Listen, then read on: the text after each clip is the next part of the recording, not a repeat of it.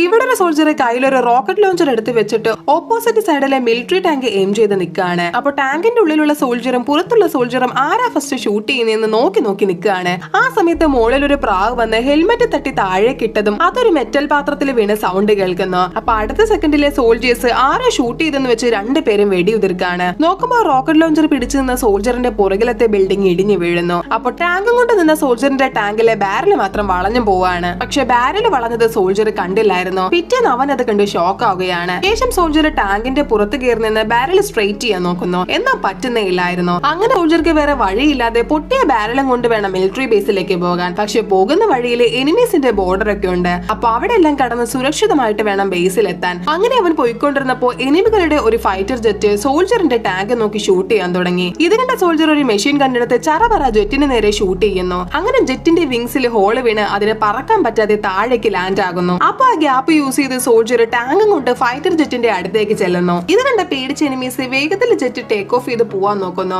പക്ഷെ അപ്പോഴേക്കും സോൾജർ ജെറ്റിനെ ആ വളഞ്ഞ ബാരൽ വെച്ച് ഇടിച്ച് പൊട്ടിക്കുകയാണ്. അങ്ങനെ ജെറ്റിന് പറക്കാൻ പറ്റാത്ത എനിമീസ് തറയിൽ കൂടി പ്ലെയിൻ ഓടിക്കാൻ തുടങ്ങി. അപ്പോഴേക്കും ഫ്ലൈറ്റ് ഒരു തകർന്ന ബ്രിഡ്ജിൽ കൂടി താഴേക്ക് വീഴാണ്. പാകത്തിന് സോൾജർ ടാങ്കിനെ ബ്രേക്ക് ചെയ്ത് താഴേക്ക് വീഴാതെ രക്ഷപ്പെടുന്നു.